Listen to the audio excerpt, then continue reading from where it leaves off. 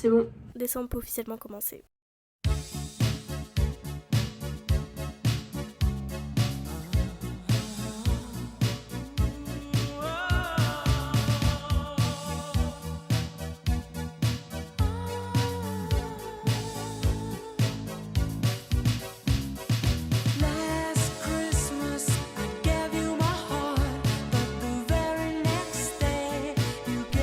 Le mois de décembre a commencé dans les règles de l'art, puisqu'on a passé le premier vendredi du mois en faisant une petite soirée karaoké de Noël chez Gustave, histoire de bien se mettre dans l'ambiance.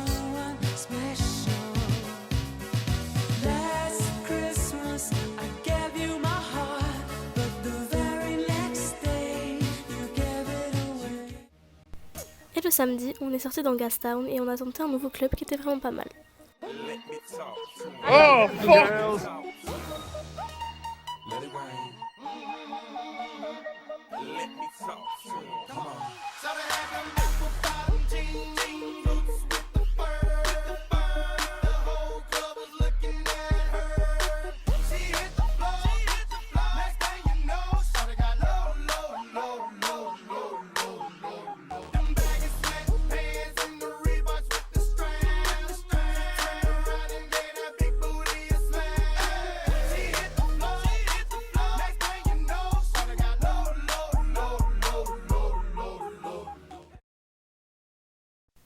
J'avais 4 partiels la première semaine de décembre, dont 3 à faire chez moi, donc je savais que j'allais passer une grande partie de mes journées à mon bureau. Donc comme lundi c'était mon dernier jour de révision et que en fait j'avais fait tout ce que j'avais à faire, j'ai juste été me balader un peu seule dans downtown pour prendre un peu l'air avant de rester 4 jours enfermée dans ma chambre.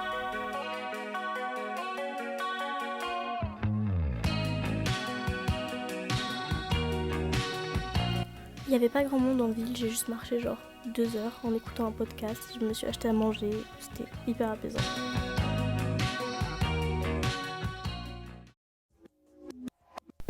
Le mardi, j'ai passé mon premier partiel de sociaux, qui s'est bien passé d'ailleurs, et le soir on a filé au Peercraft parce que c'était la dernière soirée avec les internationaux qui restaient seulement un semestre. Mamas.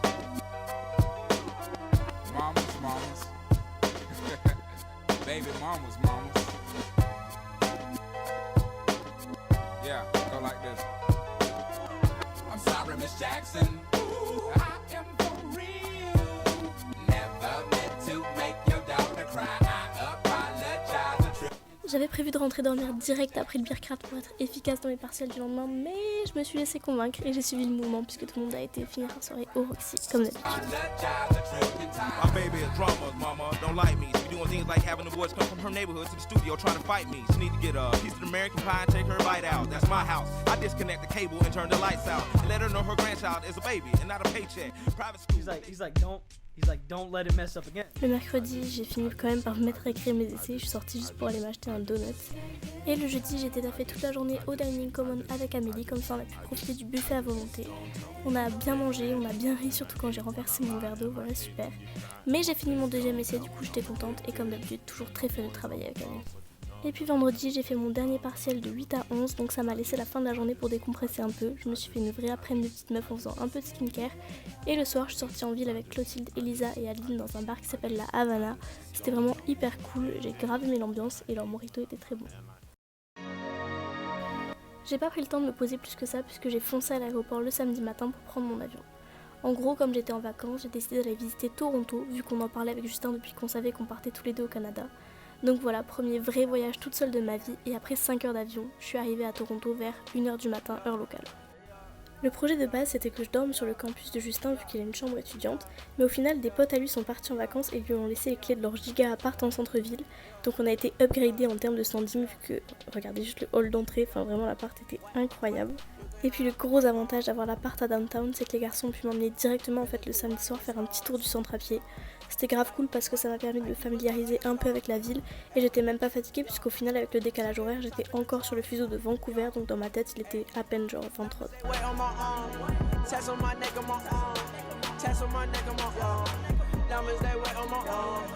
On a dormi à 3 dans l'appart, donc Justin que je connaissais de Sciences Po, son pote Amine que j'ai rencontré en arrivant à Toronto et qui est grave sympa, et moi.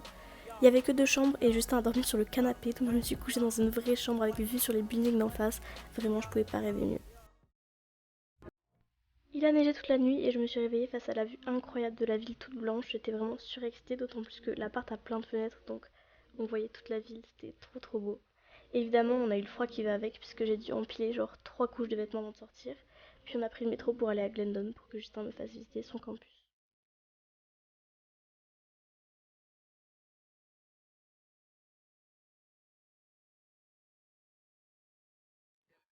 Comme moi à Vancouver, le campus est un peu excentré, mais par contre le style est vraiment différent.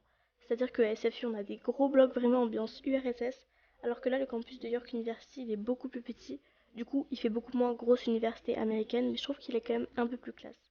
Et comme le campus est dans un coin assez riche, on a été se balader dans les quartiers autour, même s'il fallait marcher pas mal, puisqu'il y avait vraiment des maisons de fous à voir, et notamment la maison de Drake, voilà, je pense qu'il était pas là, mais on lui a quand même fait un petit coucou.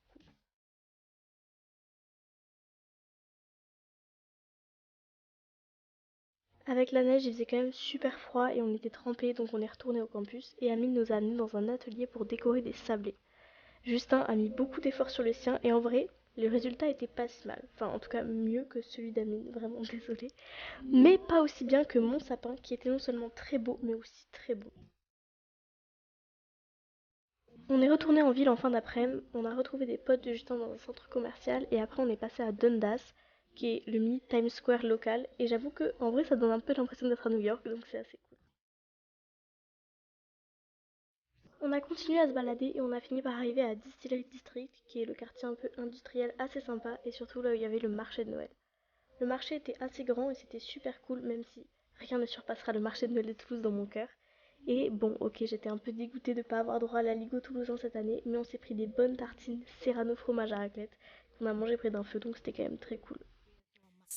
Et parce que j'avais que 4 jours ici et qu'il fallait donc bien les remplir pour les rentabiliser, on a été finir la journée au Miracle, qui est un bar de Noël ultra décoré et assez kitsch. On s'est pris des cocktails de Noël et on est resté à discuter toute la soirée.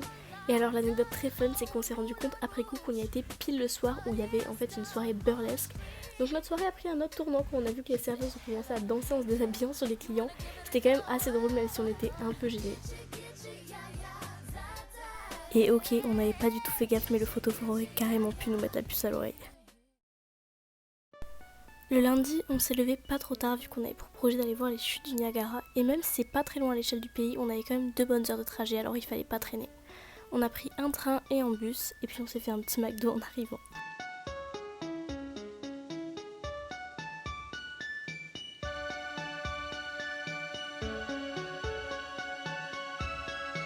C'était vraiment impressionnant même si ça aurait été plus beau sous le soleil, mais j'étais quand même super contente d'avoir pu voir ça.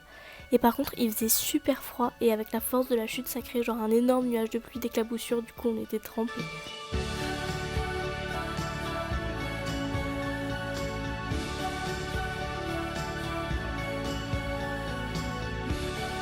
Et pour finir l'après-midi, on a été dans une arcade qu'il y avait à côté, vu que l'espèce de mini village autour ressemblait un peu à une version très réduite de Las Vegas.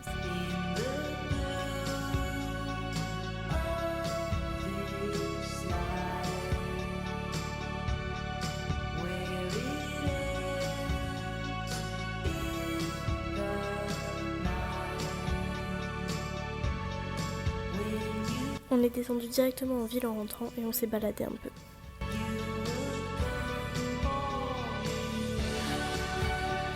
Amine nous a amenés au Fairmont Hotel pour qu'on puisse passer par le Gingerbread Lane, qui est en gros un couloir qui est fait avec des décors de Noël tout en pain d'épices, c'était vraiment sympa.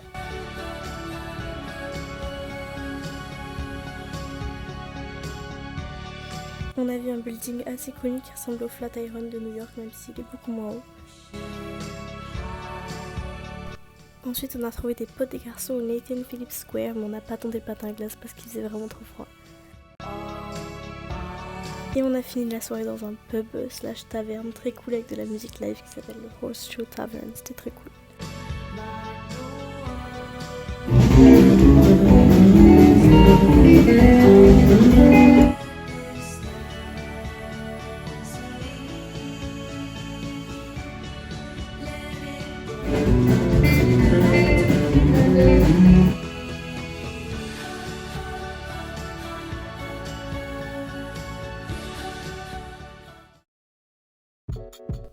On s'est réveillé le mardi avec un grand soleil, vraiment j'étais trop contente. Donc comme il faisait super beau, on s'est donné un programme assez chargé et on a acheté des city pass pour pouvoir faire la plupart des endroits emblématiques de Toronto. On a commencé par la tour Sienne vu que c'est vraiment le truc incontournable à faire quand on vient ici. Bon, faut pas avoir le vertige, surtout avec l'ascenseur en verre pour monter là-haut, mais la vue vaut vraiment le coup.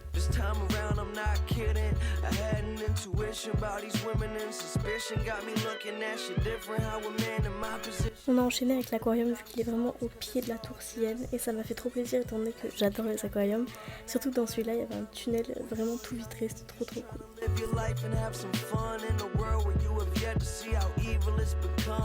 It's hard to have a dream when you deep inside of one. And I know you hate them spirits, so I keep them in my lungs. I'm a beetle to these young kids.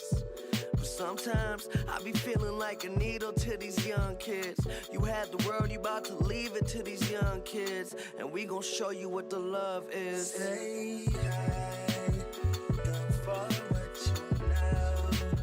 Let it in your mental. Don't ever let it go. It won't stop. You can't fight the feeling. Et dans l'après-midi, on a fait la Casa Loma, c'est un genre de petit château slash manoir qui a été construit par un riche au XXe siècle qui s'appelle Henry Pellat et aujourd'hui c'est un musée donc c'est vraiment sympa en vrai.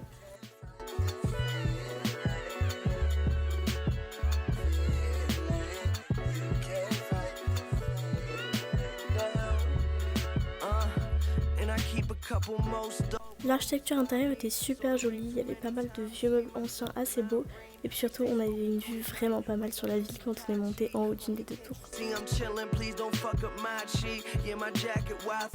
On a mangé là-bas et ensuite on a profité du fait qu'il fasse encore jour pour prendre le ferry et aller sur l'une des mini-îles de Toronto pour pouvoir voir la skyline de la ville d'en face.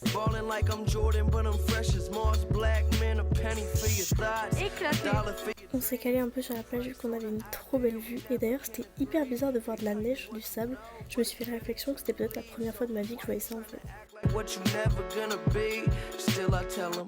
Après il n'y avait pas grand chose à voir sur l'île à part des petites maisons qui étaient quand même assez sympas. Donc on s'est surtout baladé en discutant mais c'était vraiment cool.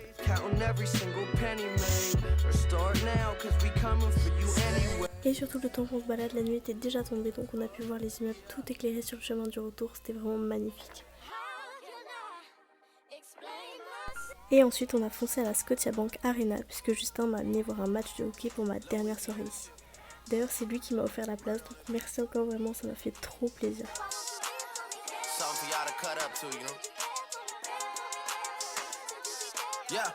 On a été voir l'équipe phare locale, donc les Toronto Maple Leafs, et ils ont joué contre les Ducks de Californie.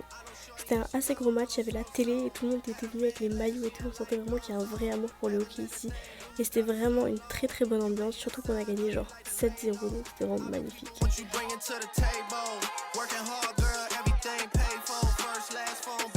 J'ai mangé un hot dog en sortant et comme d'habitude on a été au bar après et cette fois on a été au Poète et vraiment l'intérieur était hyper beau donc c'est trop cool. But it's alright, and you're showing off, but it's alright, it's a short life.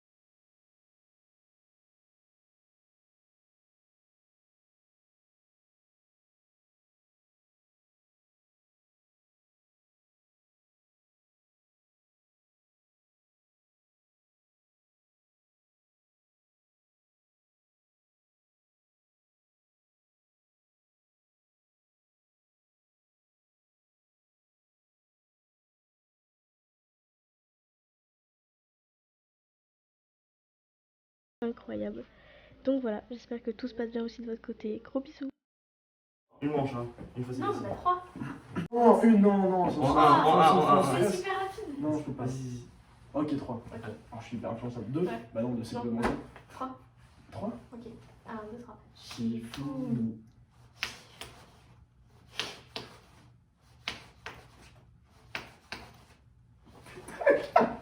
Oh, on a fait 6 ans encore. Y'a rien. Y'a rien pour l'instant, y'a que.